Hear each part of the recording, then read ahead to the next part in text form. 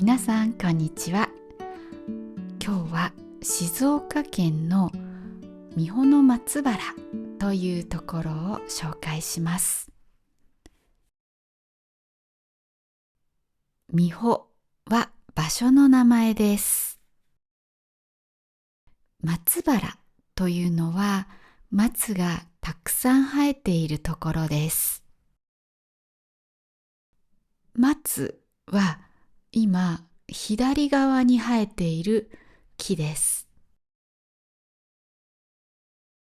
目の前の道を左に行くと海に出ます。その反対側、右に行くと神社に着きます。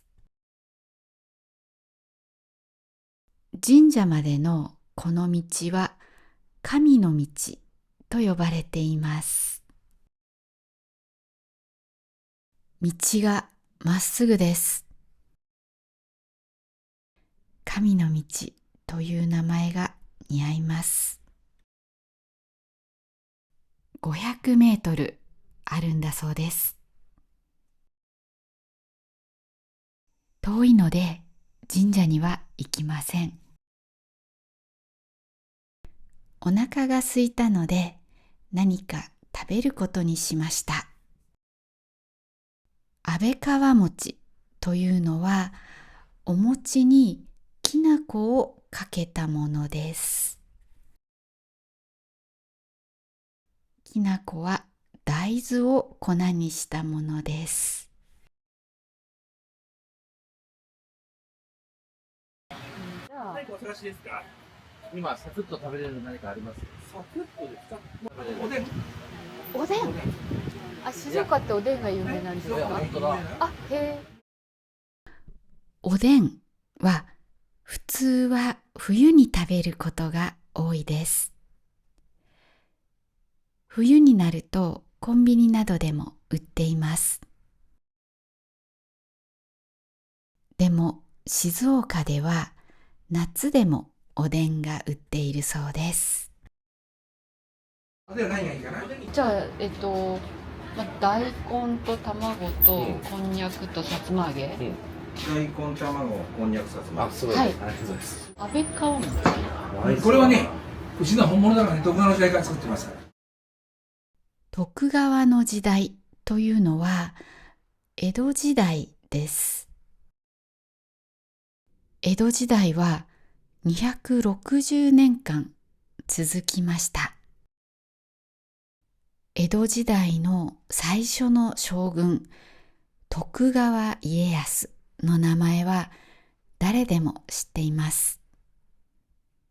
皆さんも覚えておくといいですよ。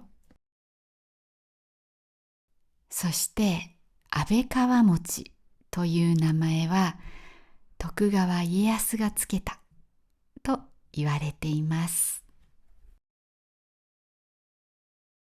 これがおでんです。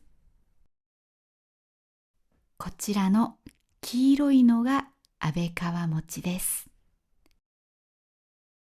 柔らかいです。おでんも安倍川餅も冷たい抹茶もどれも美味しかったです。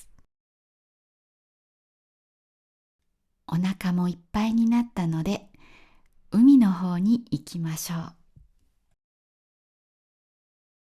この辺の木は松ばっかりです。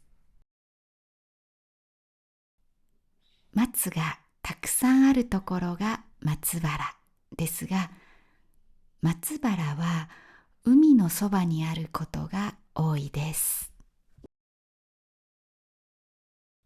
松は海のそばでも育つからです。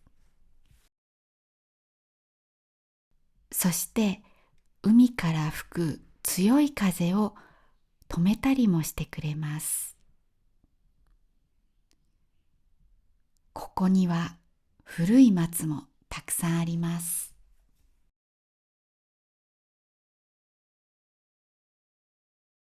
松の木に何か生えてますね。何でしょうね。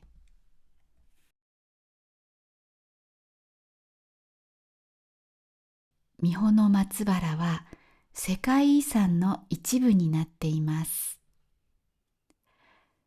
また、日本三大松原の一つです。これは羽衣の松と呼ばれる松です。海から飛んできた神様がここに降りて、そしてさっきの神の道を通って神社に行ったそうです。羽衣というのは天女が持っているものです。羽衣の羽は羽、衣は服の昔の言い方です。天女は天に住む女の人で、羽衣を着て飛ぶことができます。ここに羽衣伝説と書いてあります。この伝説によると、ある漁師がこの松の木に羽衣がかかっているのを見つけました。漁師というのは海で魚を取る仕事をする人です。するとそこに天女が来ました。天女は羽衣がないと天に帰れないから羽衣を返してくださいと言いました。それで漁師は羽衣を返してあげました。天女は喜んで羽衣を着て富士山の方へ舞いながら、舞うというのは踊るという意味です。舞いながら天に帰っていったそうです。私が昔読んだ天女の羽衣という絵本では、羽衣を見つけた男の人は天女に羽衣を返してあげませんでした。そして天女を妻にしました。二人の間には子供も生まれました。でもある日、天女は隠してあった羽衣を見つけてしまいます。そしてその羽衣を着て天に帰ってしまうというお話でした。何が言いたいお話だったのかなって思いました。人のものを返さないということは悪いですよね。晴れていれば向こうに富士山が見えます。でもこの日は見えませんでした。波も高かったです。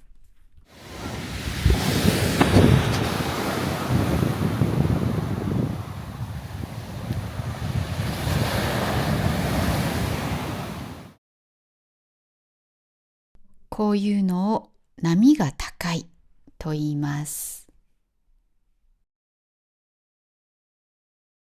三保の松原は万葉の時代から有名だったそうです。万葉の時代というのは西暦の600年頃から750年頃ぐらいのようです。万葉集という日本で一番古い和歌の本があります。それができたのが万葉の時代です。和歌の和は日本という意味です。もともとは中国の漢詩に対して日本語のものを和歌と言っていました。和歌というのは5文字と7文字のリズムでできています。その中でも5文字、7文字、5文字、7文字、7文字の和歌が人気になりました。今はそれを短歌と言います。皆さん俳句は知ってますよね。俳句は5文字、7文字、5文字です。和歌は俳句より14文字分長いものです。では、万葉集に載っている三保松原の和歌を紹介します。伊予原の清見の先の三保浦の豊けき見つつ物思いもなし。昔の日本語なので、これを見てもあまり意味がわかりません。簡単に説明しますね。伊予原も清見の先も三保浦も地名です。つまり、ここの広々としたゆったりした海を見ていると、旅の途中で感じる寂しさなどを感じない、不安を感じないという意味だそうです。万葉の時代には、今の奈良県が中心地でした。奈良県は奈良の大仏や鹿のいる奈良公園がある場所ですね。そこから群馬県の方に行くことになった人が途中ここで読んだ歌です。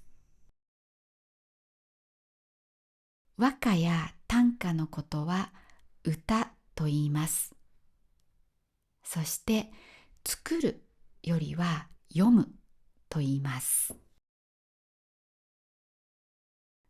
今から1300年ぐらい前に読まれた歌です。今から1300年前はどんな風景だったんでしょうね。タイムマシンがあったら行ってみたいですね。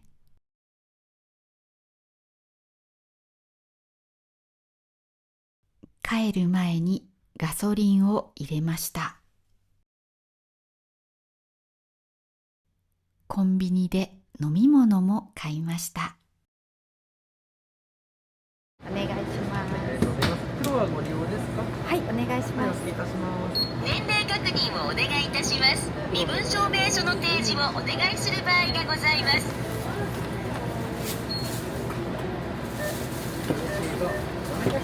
お支払い方法をお選びください。現金を入れ終わりましたら、確認の上、OK ボタンを押してください。